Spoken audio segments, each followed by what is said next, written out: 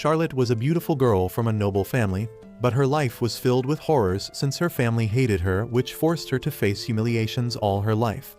She continued to try and win her family's love, but everything was in vain.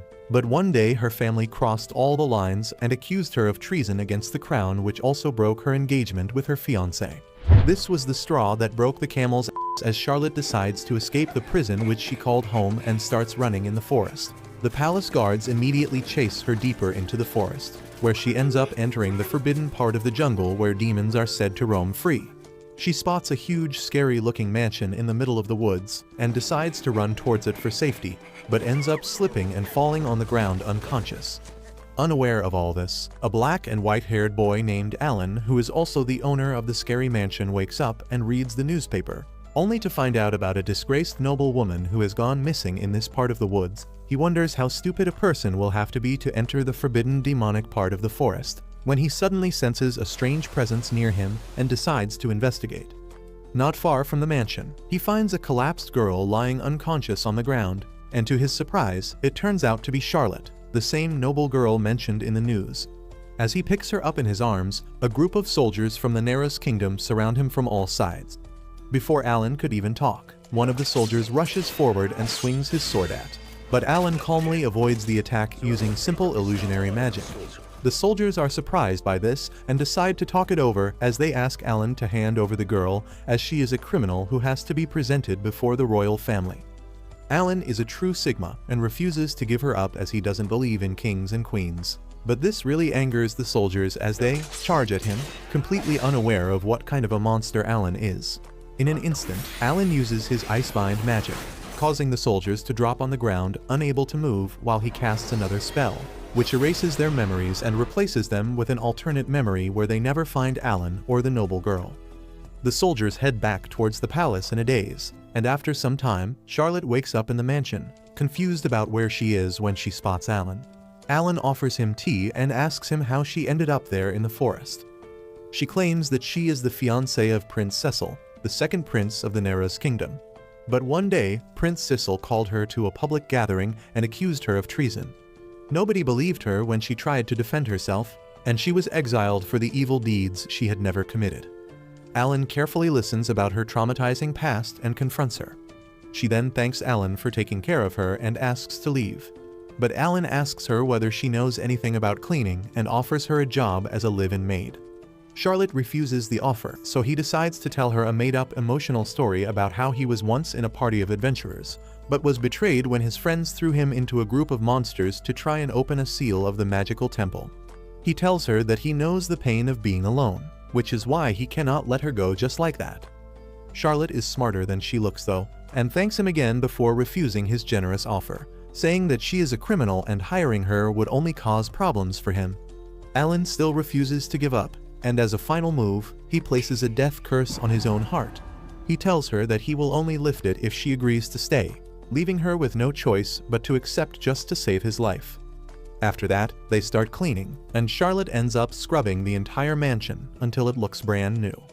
Alan is amazed by her skill, but soon realizes that she had only held the title of a noble, while in reality, she had been treated like a servant. After a bit of casual chat, she asks him for her next task, but Alan tells her that she is free to do whatever she wants until dinner. He shows her the library, where she can read good books, and gives her permission to stay there, but strictly tells her not to disturb him under any condition. After that, he goes back to work as he starts checking research papers, as he is very well known in the research community for finding even the smallest errors in any research. He starts striking out papers with a red pen, till the papers start spitting blood. By evening, he gets done with his work and turns around only to find Charlotte sitting on the floor, quietly counting grains out of boredom. Confused by this, he asks whether she doesn't have any hobbies, but Charlotte replies that she only knows how to do household chores and nothing else. Realizing that her life has been nothing but tragic till now, he decides to give her a crash course on everything that the world has to offer. He pauses for a moment to decide his next move before leaving the mansion. After a while, he returns carrying various items and gifts from the market.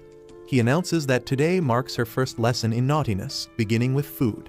He displays all the junk food and bottles of wine he secured for dinner and explains that he sold his magical equipment to get them. Charlotte refuses to eat, saying that a proper dinner is healthy for the body. But Alan sweet-talks her and, as her employer, orders her to eat the cake. She takes a bite and asks him to join her. Alan replies that he does not like sweets. Charlotte then asks why he bought so many, and Alan tells her that he bought them all for her. Hearing that, Charlotte falls silent.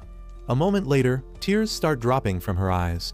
She thanks Alan for everything, saying that she is truly happy, as it is the first time she has experienced something like this. Alan gently wipes her tears and tells her that this is just the beginning.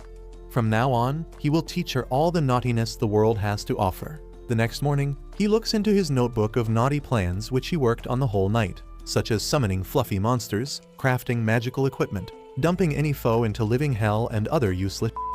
But soon he realizes that only a deranged person like him would enjoy these dumb tasks and throws the notebook into the dustbin. Frustrated, he decides to get some sleep, but while moving towards his bedroom, he ends up running into Charlotte, who bids him good morning. Alan, however, tells her that he is heading off to sleep since he pulled an all-nighter, but stops when he notices a broom in her hand. He asks why is she roaming around with a broom since she just cleaned the mansion yesterday, but Charlotte replies that she wants to be useful to him and keep the place clean and tidy. At this point, he realizes that despite being the nobility, she must have been treated like a servant all her life. While he was lost in his thoughts, he suddenly hears a familiar voice from the door and walks over, only to find Charlotte staring at Mia, the girl who delivers mails and packages to Alan in this forest. Mia notices Alan and addresses him as the Demon Lord, which scares the out of Charlotte, who starts shivering. Alan immediately tells her not to worry as he is just an ordinary wizard. But since he doesn't like talking to a lot of people, they think that he is a demon of some sort. Mia notices that Charlotte is new here, and after looking at her, she realizes that Charlotte is the girl from the news who committed treason. Charlotte gets scared, but Mia tells her not to worry as she won't reveal this information to anyone. After that, Mia hands Alan his package while he gives her a different item to sell in the city. Mia claims that his item is in high demand and suggests that he should move to the city to run a business, but Alan refuses, claiming that he likes living peacefully in the forest. After that, Alan asks Mia what else can her company deliver, and like a typical blood-sucking salesman, she pulls out a catalog from her ass and hands it to him. Alan hands over the catalog to Charlotte and tells her to order anything she likes. Charlotte has never experienced this before and is overjoyed as she quickly orders everything that catches her eye. A few days later, Miyacha finally comes back with the parcels and hands it over to Charlotte, before delivering a secret wooden box to Alan. He opens the box and takes a punching bag out of it, which confuses Charlotte, but Alan claims this is the second naughty thing of the day. He gives Charlotte a pair of boxing gloves and tells her to go crazy as this should release all the stress inside her. To make it more cathartic, he puts a photo of Charlotte's fiancé on the punching bag, but Charlotte refuses to do anything like that. Alan decides to give her a pep talk, claiming that she needs to let out her anger, but Charlotte replies that she is not angry to begin with. Instead, she only feels bad for the prince for having somebody of low status as his fiancé. Alan realizes that her feelings run deeper than he thought. He feels frustrated, as he had already planned to attack the Neros kingdom with Charlotte and then live happily together after defeating her enemies. But now all his plans are in vain, as Charlotte has already started blaming herself for things that aren't even her fault. Mia suggests that Alan give Charlotte some space, but sitting around and waiting is not Alan's style. He walks up to Charlotte and asks her to punch him instead of the punching bag. Charlotte turns down this sadistic request, but Alan takes her hand in his control using magic and punches himself so hard that blood starts dripping. Charlotte runs toward him and asks why he did that. Alan explains that to help her release her frustration he had to do so. He reassures her she doesn't need to hide her feelings anymore while she's with him. He fixes his face with magic, but Charlotte gets upset and tells him not to do that again. As she's about to cry, Alan quickly promises he'll never do it again. Then he hands the punching bag back to Mia and apologizes for the trouble. Mia just smiles and says that it might be a hassle now, but soon he'll be needing things like a double bed, baby stuff, rings, and more. The next morning, Alan and Charlotte sit down for a cup of tea. Out of nowhere, the window swings open and a beautiful girl jumps in. Charlotte looks surprised and asks her who she is, but before the girl can answer, Alan jumps in and introduces her as Iruka Crawford, who is his younger sister.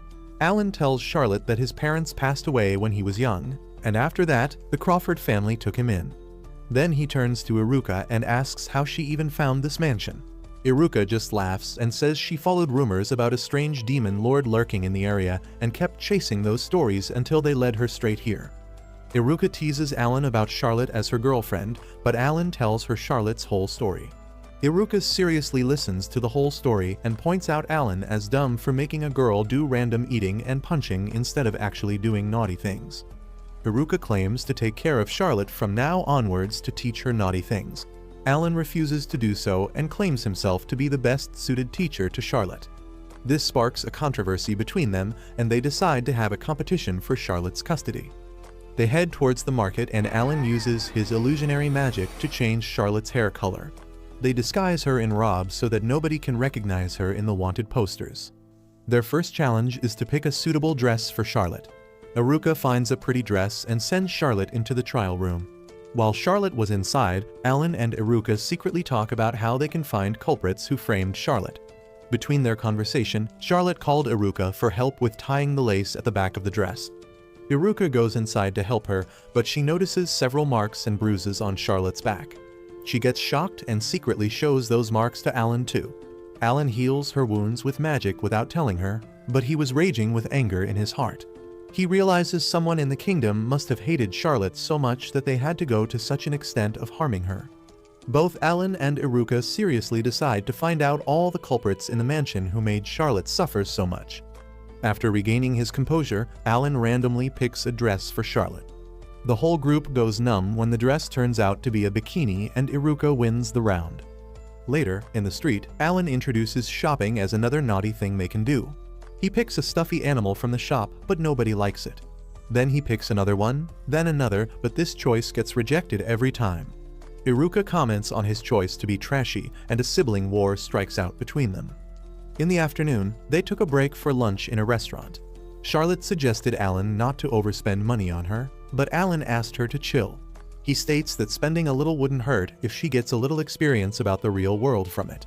Iruka throws a taunt at Alan over his choice once again, and the war begins. After a while, Alan keeps up a smiling front on the outside. He strengthens his resolve and decides he won't lose Charlotte to his little sister, no matter what. Once again, they head out for shopping after lunch. On the way, Iruka spots a magical wheelchair and completely loses herself in its design. Alan notices her absence and takes Charlotte with him to a shop. He gently places a beautiful hair clip in her hair and Charlotte gets shy. During their lovey-dovey moment, a group of thugs suddenly appear from behind and push Charlotte. They don't apologize and instead start causing a ruckus in the market. Alan maintains his calm and tries to talk over it, but they begin insulting him. The thugs take it to another level, and one of them asks for Charlotte for a night. As a repayment, he tries to touch Charlotte inappropriately, but Alan grabs his hand in midair and breaks it into two. The other thug charges toward Alan with a magical sword, but Alan freezes his sword and knocks him out with a single punch. Alan still rages to kill them, but suddenly becomes numb as he recalls Charlotte's condition for no violence. He quickly apologizes to her, but Charlotte brushes it off as no big deal. She tells him that fighting is bad, but since he did it to protect her, it does not count. She thanks him for protecting her, and Alan replies that she does not need to worry about anything as long as they are together with each other. From a distance, Iruka watches the whole scene and concedes victory to Alan this time. She murmurs to herself that when it comes to love and romance, Alan is a better match for Charlotte than she is. Just when they thought everything is over, the leader of the thugs appears, forcing Charlotte to hide behind Alan while he watches the man carefully. Without hesitation, Alan walks straight over and asks him whether he is Megath. The man agrees and Alan gets a nostalgia listening to the name. But out of nowhere, Megath claims he doesn't know anyone like Alan and punches him.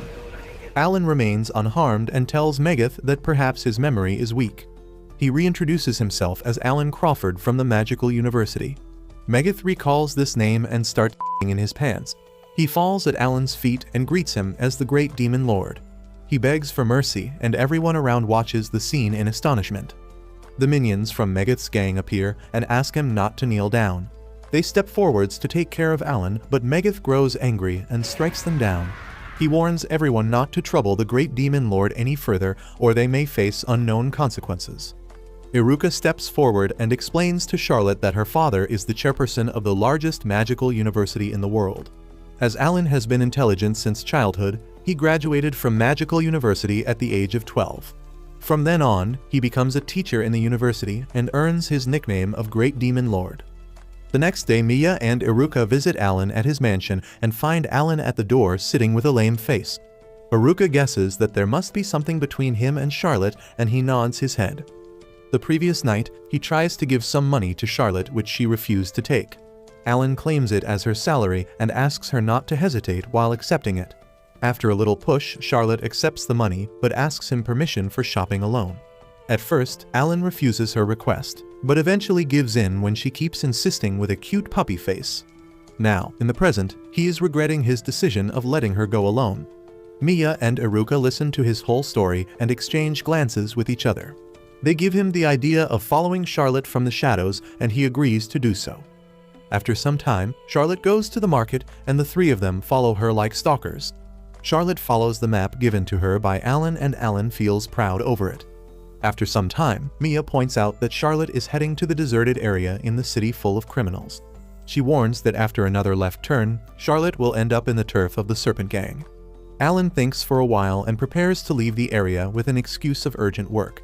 He asks Iruka and Miya to take care of Charlotte until he returns and disappears into the shadows. After a left turn, Charlotte reaches the deserted area and tries to figure out where she is. Everyone gets scared as the situation looks bad and the gang members surround Charlotte.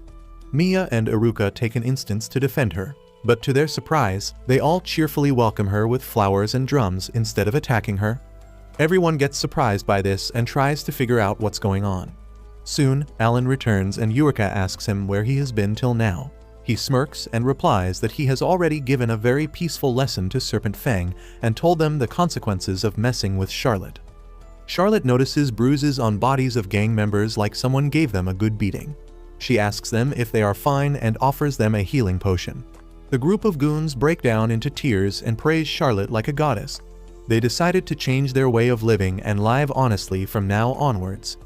Charlotte asks them if they are friends of Alan, and they agree as they were already aware of the consequences of disappointing the Demon Lord. They cross-question Charlotte about her relationship with the Demon Lord, which makes Alan excited from the alley.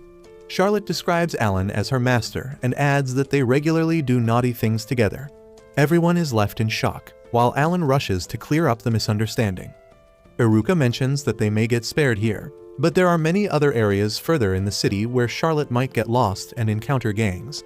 Alan grins over this and declares that it means he has to take control over this area. Then after that, Iruka and Mika trail Charlotte while Alan beats the out of all the gangs from the city. Suddenly, the city becomes peaceful and Charlotte continues her secret shopping. In the evening, Charlotte finishes her shopping and meets Alan, Miyacha, and Charlotte near the market. Charlotte tells him that everyone is praising Alan in the street, as yesterday he beat down those goons and their boss Megath, which made the streets safe and peaceful. Alan asks Charlotte about her shopping, and she replies that it went smoothly. She presented 2 gifts to Miyacha and Iruka, which were trending in the town at that time. Both of them thanked Charlotte for doing this for them from her first salary. Alan makes a bad face and asks Charlotte if she has something for him.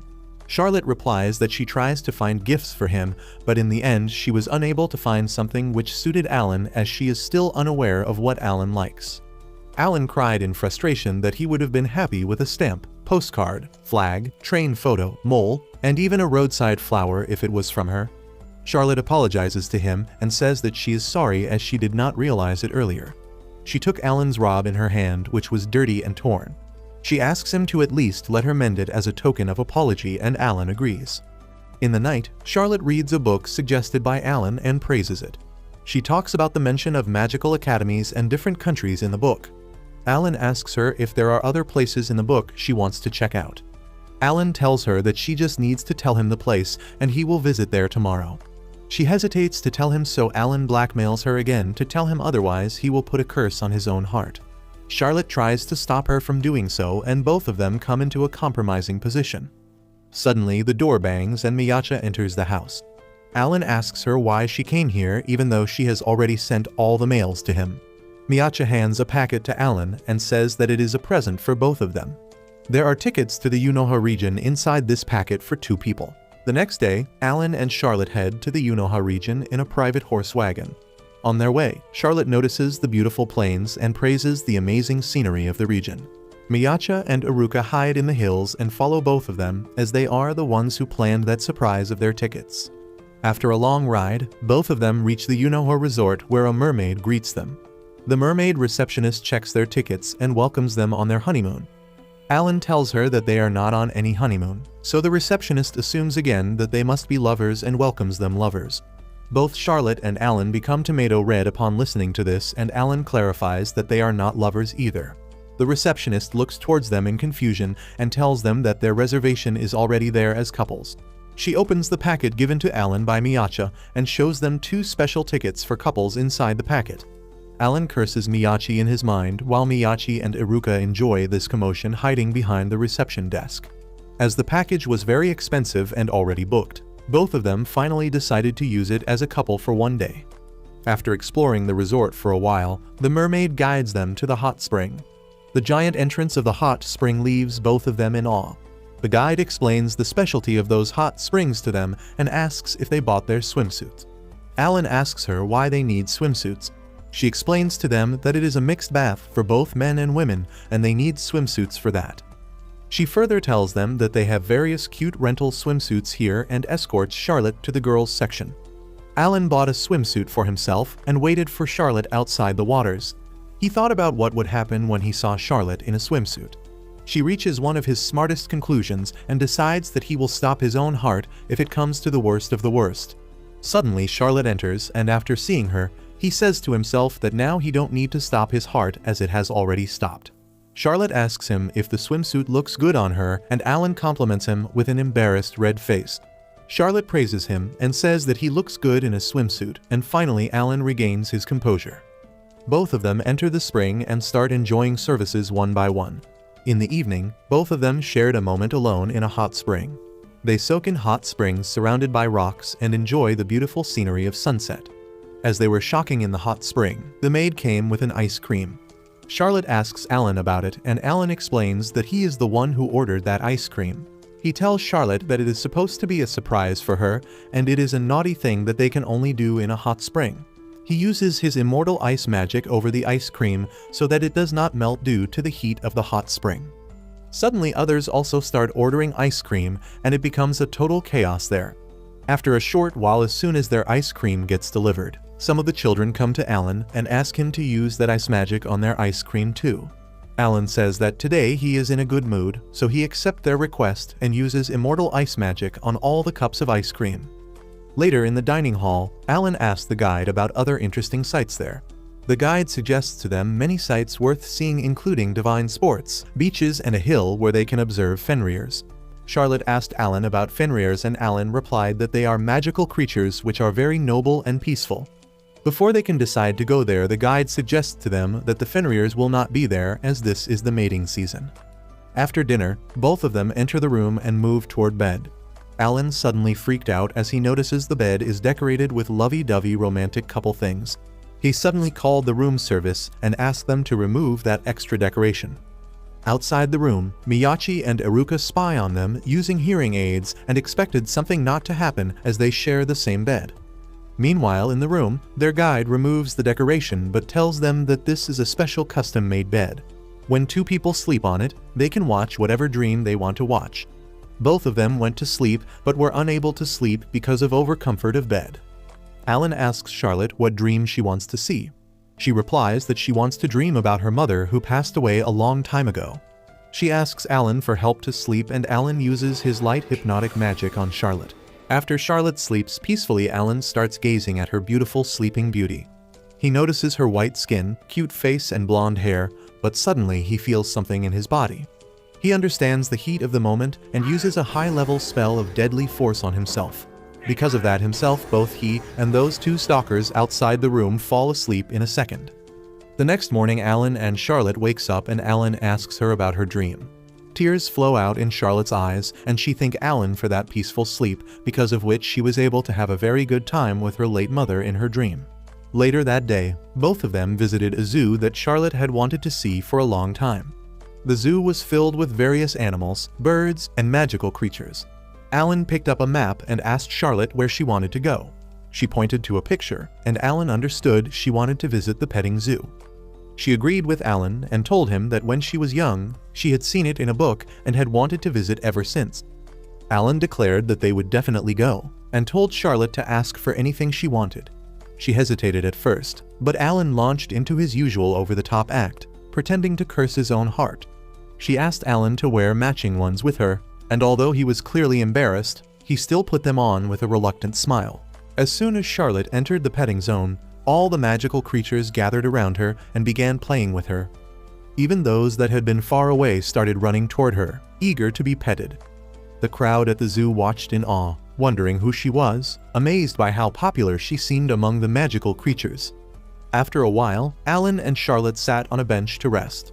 Charlotte thanked him warmly for giving her such a wonderful experience. Alan's mind drifted back to the moment in the forest when Charlotte had been unconscious, surrounded by magical creatures.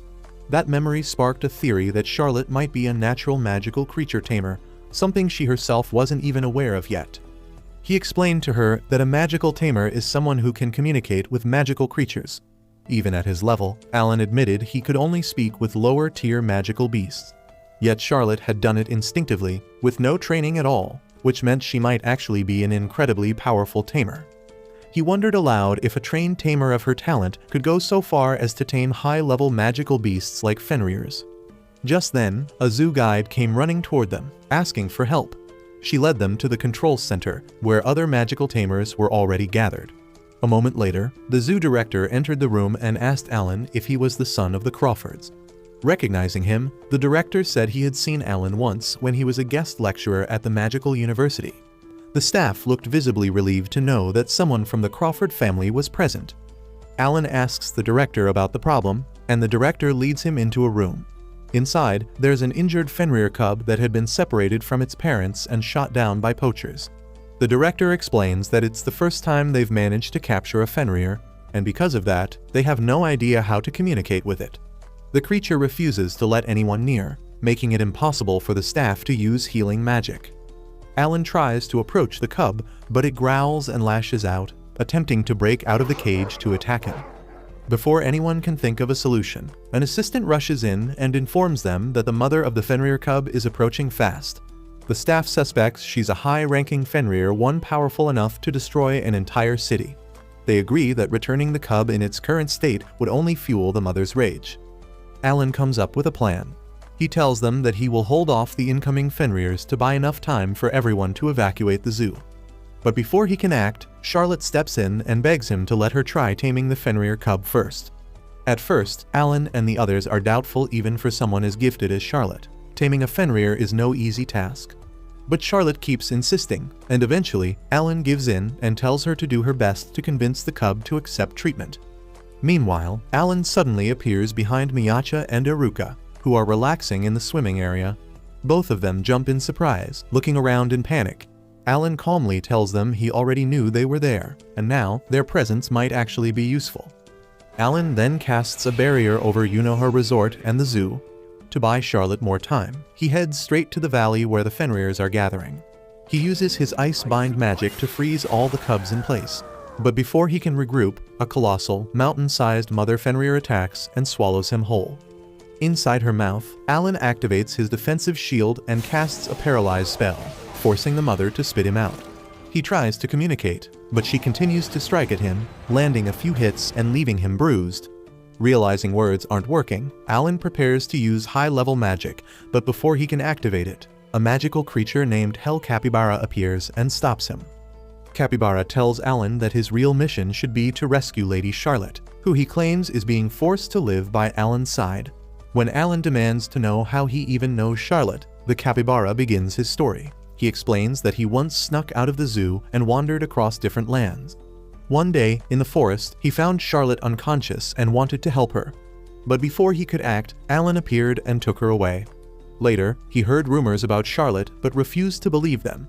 From that moment on, he started observing her and eventually decided that removing Alan was the only way to truly protect her. Suddenly, the capybara attacks Alan and accuses him of being lazy. In the middle of the fight, it claims Alan does nothing but idle around with Charlotte and never makes an effort to truly protect her. Alan demands to know what its plan is. The capybara declares that it will unleash its hidden powers, defeat Alan, and destroy the Nera's kingdom. It claims the kingdom is the root of Charlotte's sorrow, and it will reduce it to ashes and flood it with rivers of blood. It casts a powerful spell to melt the ice binding the Fenriers. Alan suddenly finds himself surrounded by both the Fenriers and the capybara. He knows the odds are against him and fears he may not make it out alive. But with no other choice, he stands his ground ready to face them all in a Jon Snow-style one-against-all stance. Just as the Fenriers close in, Charlotte arrives, leading a large army of magical beasts from the zoo. She steps forward, tames the Fenrir cub, and heals it. The cub returns to its mother, and the two begin to communicate. Alan watches in awe. In such a short time, Charlotte managed to tame a high-level magical beast and understand it. He asks if she knows what they're saying. Charlotte nods and explains that the mother Fenrir had mistaken Alan for a poacher, and that the false impression came from the capybara's lie. Everyone realizes the capybara had framed Alan from the start. The capybara, still unrelenting, demands that Charlotte leave Alan immediately and come with him. It claims Alan will only bring her misfortune and lead her down a dark path. But Charlotte refuses. She says Alan is the reason she can finally live in peace. Enraged, the capybara lunges at her. Alan jumps in, and the two clash in a one-on-one fight. The capybara unleashes a wave of fierce flame magic, but Alan counters with a dark magic punch that sends it flying. The creature crashes to the ground and finally admits defeat. Looking up at Alan, it says it now understands the strength of his resolve and adds that the cat ears still sitting on his head are proof of it. Alan instinctively reaches for his head, feels the ears, and turns red with embarrassment. Later, they return to the resort, where the owner thanks them for saving everyone from the Fenriers. As they prepare to leave, a pack of Fenriers appears to see them off. Charlotte, still thoughtful, asks what happened to the real poachers who had attacked the Fenriers. Just then, Miyacha and Iruka show up with the poachers tied up in ropes. Charlotte asks why they're here, and they casually claim it's a coincidence. The poachers show no guilt, so Alan hands them over to the Fenriers to let them decide how justice should be served. The Fenrir cub that Charlotte tamed seems eager to go with her, so she turns to Alan and asks for permission. Alan gently asks if the cub is truly okay with living far from its family. Before Charlotte can answer, the zoo guide steps in and explains that it would only take a Fenrir about an hour to travel from the Groll region where Alan's mansion is located. Hearing that, Alan agrees and welcomes the cub as a new member of their family. Later, while riding in a horse-drawn wagon, Alan notices Hell Capybara sitting with them. Surprised, he asks what it's doing there. The capybara replies that, as a token of apology, it has appointed itself as Lady Charlotte's bodyguard. It turns to Charlotte and says that it's part of her family now and that it loves her. At the mention of the word family, Alan grows visibly annoyed and tells the capybara to go back to the zoo. Back at the mansion, Charlotte takes a peaceful walk in the garden with Lou, the Fenrir cub. Ghostsu, the capybara, comments that ever since Lou joined their family, Alan has barely had time to spend with Charlotte. Alan agrees, but quickly snaps back, asking how long the capybara plans to freeload in his mansion. While walking, Alan notices a big change in Charlotte. She has become much more positive compared to when she first arrived. These days, she spends most of her time studying and researching ways to tame magical creatures. Eventually, Alan begins teaching her how to tame them properly. Charlotte puts what she learns into practice by placing a magical seal on Lou and giving a command. Lou performs the task flawlessly. Alan is surprised at how quickly she's progressed and praises her for being able to bond with a Fenrir in such a short time. Ghostsu also comments on her natural talent for beast communication. Curious, Charlotte asks about it. The capybara explains that beast communication is a form of magic that translates magical creatures' language into human speech. She then asks how Ghostsu can use it, and he reveals that he taught himself. He also shares that his name is Ghostsu, and that he's lived long enough to learn human language as well. Encouraged, Charlotte asks Alan if she can try using beast communication on the Fenriers. She casts the spell on Lou, but it seems to vanish mid-air. Alan reassures her that it's okay. Beast communication is a high-level spell, and it takes time to master. But just then, Lou speaks clearly in human language and calls Charlotte Mommy. Stunned and overjoyed, Charlotte starts playing with Lou in the garden. Watching them, Ghostsu smiles and says Charlotte truly is something special when it comes to taming magical creatures. In the afternoon, Alan creates a special bathing area for Lou as a gift for being able to speak. Alan asks Lou to enter the bathtub and enjoy himself. But before Lou can step in, Ghostsu barges into the scene like the freeloader he always is. Alan asks what he is doing there, and Ghostsu replies like a complete idiot, saying that he is part of the family too. Alan tells him the bath is only for humans and Fenrirs, but Ghostsu protests and accuses him of discrimination against capybaras.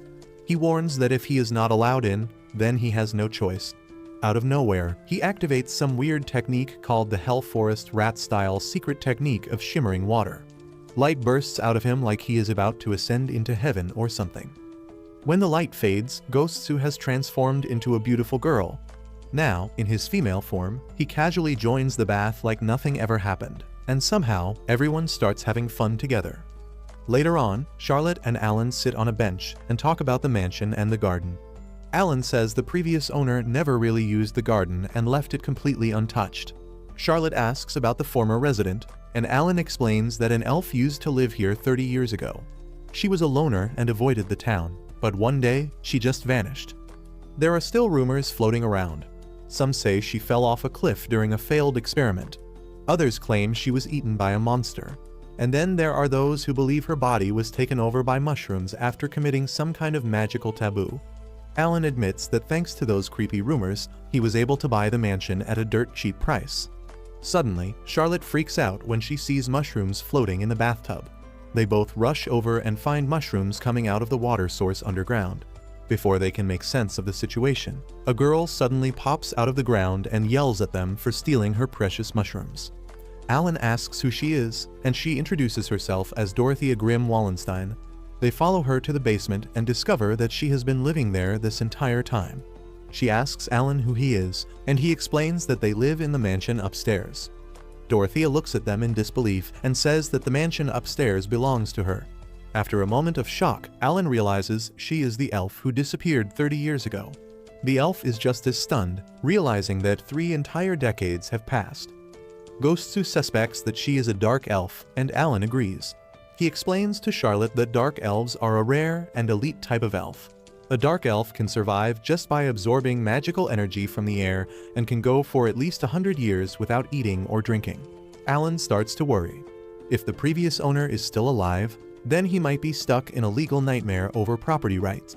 Trying to keep things peaceful, he asks Dorothea if she would be willing to sell the mansion to him. Dorothea agrees, but on one condition. Alan asks her what the condition is, but she tells him to listen to her story first.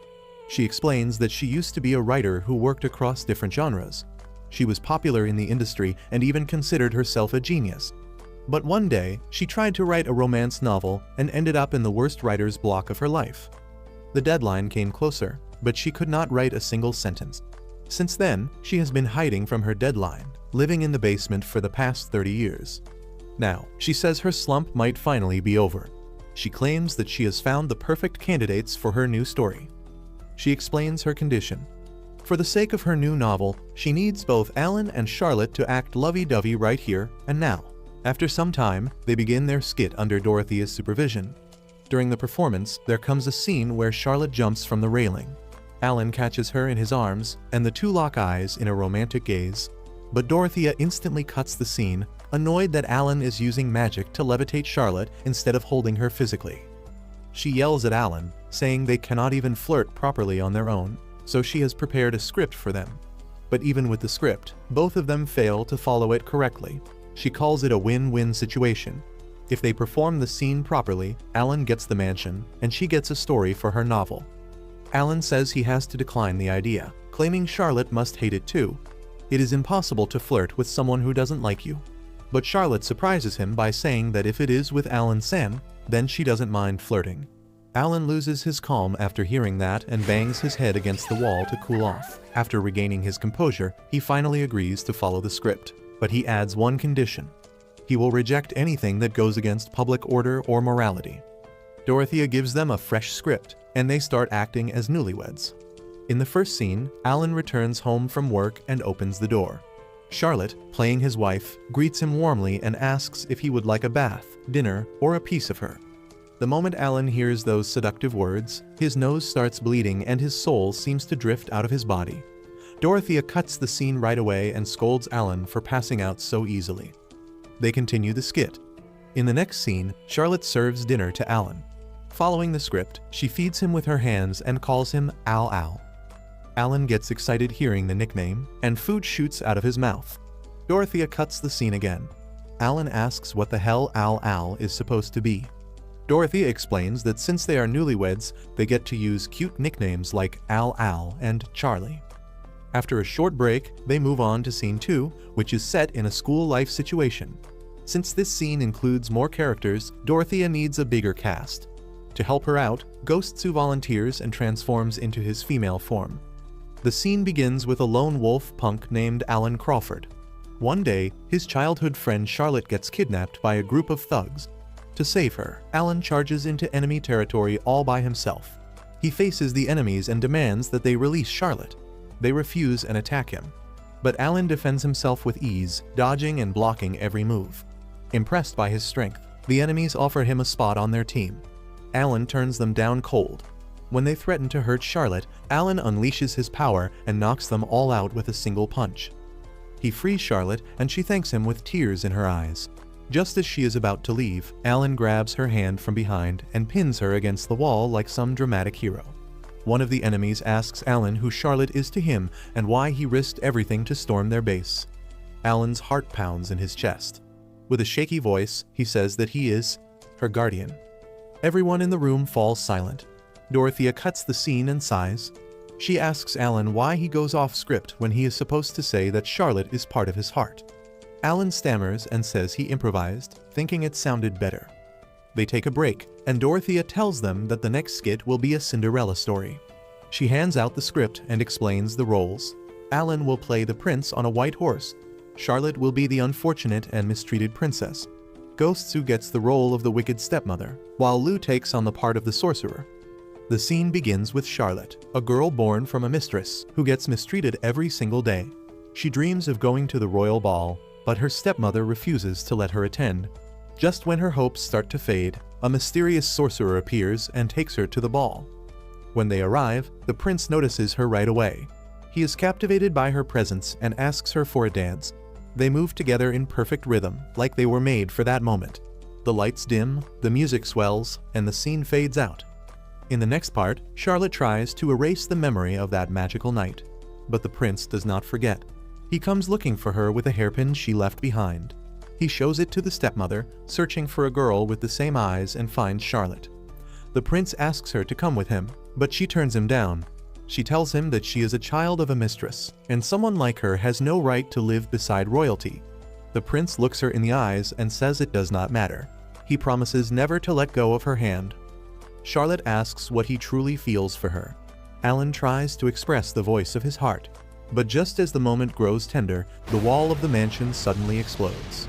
A handsome man in a sharp suit walks in through the smoke. He looks straight at Alan and says he senses a strange presence in the room. His eyes sweep across the chaos and land on Dorothea, who is hiding under Lou's blanket. Without hesitation, he ties her up and reveals that he is Dorothea's editor. He says she was supposed to submit a novel 30 years ago, but vanished the day after he asked for a draft. He apologizes to Alan for the damage and hands him a generous amount as compensation. Then, without blinking, he ties Dorothea to the mouth of his dragon and flies off into the sky. The terror known as Dorothea finally comes to an end. Everyone breathes a sigh of relief. But just as they begin to relax, Iruka bursts in and tells Alan that Charlotte's little sister, Natalia, is in serious trouble. Charlotte gets emotional as she remembers how kind Natalia used to be. She was one of the few who never treated her like a maid and used to read storybooks with her.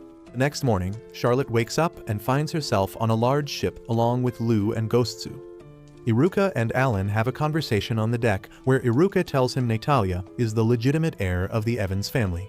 She is her half-sister and is 10 years younger than him, who is also quite fond of Charlotte. Charlotte joins them and thanks Alan for the sleeping spell he cast over her last night. She had a peaceful sleep because of that, with a dream about Natalia.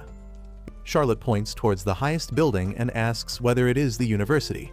Alan tells her that the building is just the dormitory for students, and though she is a little worried about her brother. She explains that Alan quit the magical academy 3 years ago without telling anybody. The fight between these two strongest mages lasted for 3 days and 3 nights, causing fierce ruins which his father is his stepfather in reality. He addresses him as uncle. Alan says that he is still on good terms with his uncle and they communicate regularly via mail. And turns both the students into ice stones. He notices Alan and Iruka watching from a distance and waves toward them. Suddenly, he disappears and magically appears again in front of Charlotte. He introduces himself as Harvey Crawford, who is also the father of Iruka and Alan, and Charlotte greets him. They avoid unnecessary intervention and plays along. Everyone, along with Charlotte, reads the room and puts up the act of them being a lovely couple.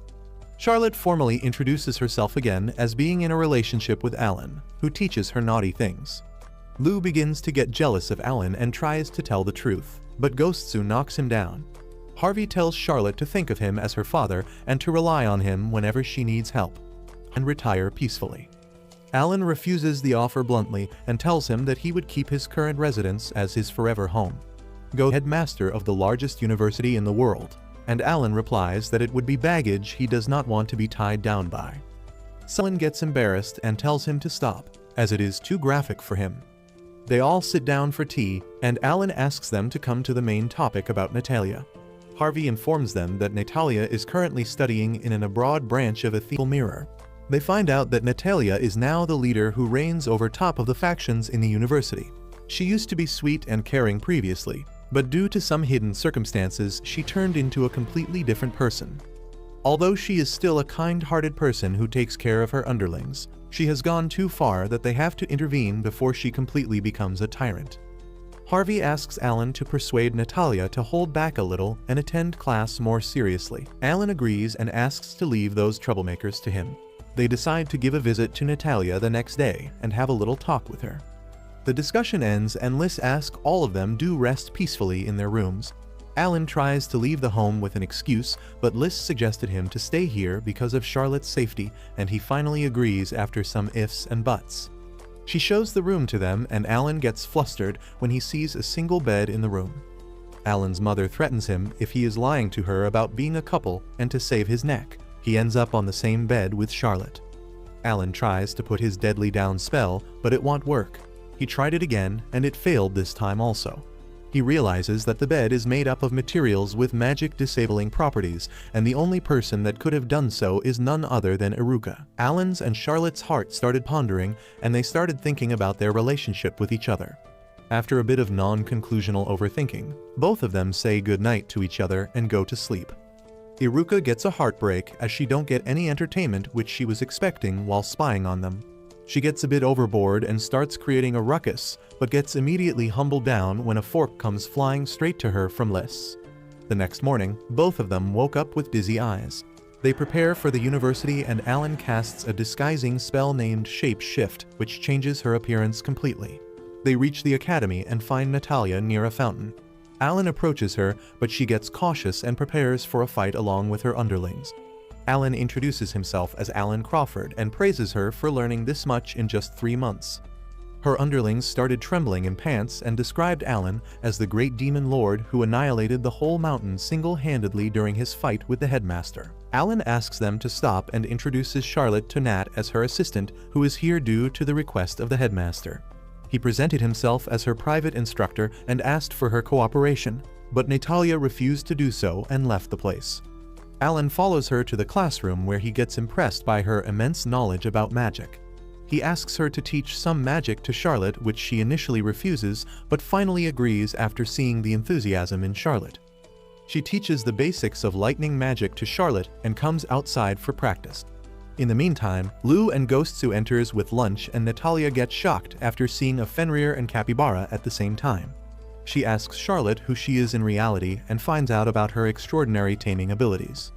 Later, all of them sit down for lunch and Charlotte notices how Nat is just taking junk food for her diet. Alan asks about her sister Charlotte, but Nat grows silent and asks him never to talk over this topic again. Suddenly, another fraction of students led by a boy named Chris enters the cafeteria. He tries to provoke Natalia, but she calms her down by telling him to take an appointment first to even have a conversation, let alone having a duel. As they were leaving the cafeteria, a subordinate of Chris ran into Charlotte and she fell on the ground. Charlotte apologized to them, but they started humiliating her. Nat rushes for her support and beats up 2 of his men. Chris and his men gang up on her, and Natalia also prepares to fight them. But Alan intervenes them from behind and asks Natalia to step back. Natalia questions Alan for not even standing up for her assistant and forgiving them. Alan replies that who has forgiven them and activates a subspace barrier magic. He asks Natalia to observe him carefully if she wants to actually learn how to fight. The group of boys attack Alan, and he knocks them down in an instant. Then he binds them using his magical spells and activates his highest level destructive spell to make them repent on how they have behaved with Charlotte. As he prepares his magic ball to hit them, Charlotte attacks him with her lightning magic and dismantles his magic along with the subspace barrier. She tells Alan that it's not such a big deal that they have to punish them to such an extent and scold him. Later, in the garden, Natalia has a conversation with Alan where they commend Charlotte for successfully learning lightning magic in such a small time frame. They discuss their future plans where Nat expresses her desire of getting stronger, and Alan motivates him to do so and asks her to take over this university with her powers. The next day, Iruka joins them and finally meets Natalia. Natalia says Iruka must be an established sorcerer herself, but Iruka humbly replies that she has not accomplished anything like her elder brother yet. Natalia asks what they are doing there, and Alan explains his whole plan about letting Natalia take over the university. He outlines that Natalia has to outperform everyone across different areas, whether in the classroom, magical experiments, or contests, to prove herself a worthy leader. After that, they will challenge Natalia's only remaining rival, Chris, in a dungeon trial. In the dungeon, they must retrieve a flag from its deepest point, and the first one to exit with it will be the winner. Alan shows Natalia a secret path, and she successfully clears the dungeon in just 30 minutes. This defeat humiliates Chris deeply, and he leaves with a vow to make her pay for it. Later, Natalia points toward a restricted dungeon and asks why it is off limits. Iruka explains that the dungeon boss is extremely agitated because it is her laying season. Alan assigns Gostsu as the trainer for Natalia's underlings, believing they also need to be strong to support her in the future. They undergo rigorous training under his supervision, and Natalia thanks Alan for doing it for her. Gostsu and the trainees leave for training, and the rest of the group heads to the cafeteria for dinner. In the cafeteria, Charlotte forcefully feeds green vegetables to Natalia and advises her to eat healthy instead of junk food. Alan notices how happy Charlotte seems now, acting like a real sister to Natalia. Natalia also enjoys Charlotte's company and asks if she would like to learn more spells, such as lightning magic. Charlotte happily agrees, and they decide to begin training early the next morning before class. Suddenly, Natalia's underlings come running and beg to be taught as well. Before anyone can respond, Gostsu says it is 1,000,000 years too early for those small fry to join them and drags them back for more training. Later that night, Alan carries a half-asleep Natalia into her room, which is filled with study notes and books. He places her on the bed and praises her dedication to studying. While looking around, he notices a bag sealed with magic and becomes curious. One of Natalia's friends explains that it is something very precious to her and that she does not allow anyone else to see it. Chris happens to pass by and overhears the conversation. Everyone else returns to their rooms, but Charlotte and Alan stay in Natalia's room. Alan asks Charlotte if she wants to reveal her identity to Natalia, but she decides against it. She is unsure how Natalia would react to a sister accused of treason and begins recalling sweet memories they once shared. Alan advises her not to overthink it. He says that time is the greatest healer and that eventually everything will fall into place. Until then, they will take care of Natalia from a distance. The next morning, Charlotte wakes up early and leaves for magic training with Natalia. Natalia teaches her various spells, and Charlotte masters each one perfectly. After the session, they take a break, and Charlotte thanks her for teaching her. Natalia becomes a little emotional and starts recalling some old memories. She invites Charlotte to her room, saying she wants to show her something. Once they reach the room, Natalia searches for her bag, but cannot find it. Instead, she finds a letter from Chris on the table, challenging her to a duel in the restricted dungeon. He demands that she come alone if she wants her bag back. Natalia immediately rushes toward the dungeon. Some time later, when Charlotte does not return, Alan begins looking for her and runs into members of Chris's group. As he is about to leave, they tell him the entire situation. Chris has summoned Natalia to the Forbidden Dungeon, and they ask Alan for help. Realizing the seriousness of the matter, Alan hurries to the dungeon. Inside the dungeon, Natalia and Chris face off with each other where Chris explains the rules of the duel. He casts a protective spell on the bag and throws it deep into the dungeon. He gives one condition: the first to retrieve the bag from the bottom and return will be the winner. The contest begins, and both of them rush down into the dungeon. After a tense race, Natalia manages to take the bag and demands Chris to accept his defeat. Before they can conclude their argument, a monstrous chimera appears in front of them. Both of them run and hide beneath a rock. Just when they think they are safe, the chimera appears above them and tries to devour them. Chris tells Natalia to stay back, taking responsibility for dragging her into this situation. He attacks the chimera with a spell, which momentarily forces it to back off. However, instead of fleeing, the beast becomes more furious and begins attacking more fiercely. It fires a magical beam at Natalia, which injures her severely. She falls to the ground and the chimera approaches her. Just as it is about to strike her down, Charlotte appears and attacks it with lightning magic. The blast hits the chimera directly, forcing it to retreat. Charlotte takes both Chris and Nat under the shelter and ties a handkerchief over her wounds to stop the bleeding. Nat asks her why she is here, as it is dangerous. Charlotte tells her she was very much worried about her, as no matter how strong she is still a small child. Natalia shows her bag to him and says it is something very precious to her, something that holds a part of her past she cannot let go of. She asks if Charlotte knows about the incident with the Evans family, and Charlotte nods as she says her sister committed a terrible crime, but let alone do something so awful. She believes the prince must have set something up, some kind of trap that forced her sister into that situation, and even after that, the Evans family turned their backs on her and left her no choice but to run away in order to stay alive. Charlotte asks if she hates her sister for what happened, but Natalia tells her not to say such dumb things, because the only person she truly hates is herself. And ever since she was born, her sister had been the one who took care of her, who always treated her with kindness, but one day, she saw that same sister in a helpless, broken state that completely shattered her heart, and even then, she couldn't do anything to help. That moment stuck with her, and she promised herself that one day she would be strong enough to protect her, but now she can only regret the fact that she never made it in time. After her sister disappeared, everything she owned was thrown away, and the only things that survived were what Natalia managed to keep inside this bag. And it is because of this bag that she feels a connection, something that tells her her sister is still alive somewhere. She tried to use magic to find her, but every time she casts a spell, it gets blocked by a force stronger than her own. So she came to one conclusion: that someone out there, some twisted pervert, has her sister locked away, and whoever it is has been blocking her spell on purpose. That is why she is preparing to crush the bastard who took her sister from her. Charlotte listens and slowly realizes that Natalia has misunderstood everything. She thinks someone kidnapped her sister, but Charlotte now understands the truth. The only person who could have blocked that spell is Alan, and Natalia has been chasing nothing but his shadow. Natalia tells Charlotte that she will become strong, and that one day, she will find her sister. She adds that every time they talk, she catches a glimpse of her sister in Charlotte's words and expressions. Nearby, Chris overhears their conversation and starts crying as he apologizes for being such a burden during a time when Charlotte was carrying such a heavy past. But just as things begin to settle between them, the ground trembles and the dungeon master appears in front of them. It turns out to be a salamander, and Chris immediately tells Chris to take Natalia and escape since her leg is injured and she cannot move fast. The salamander charges at them and releases a wave of blazing fire from its mouth. Charlotte counters it with her lightning magic, but it does nothing to stop the beast. The impact is too much, and she collapses onto the ground as her magical disguise fades.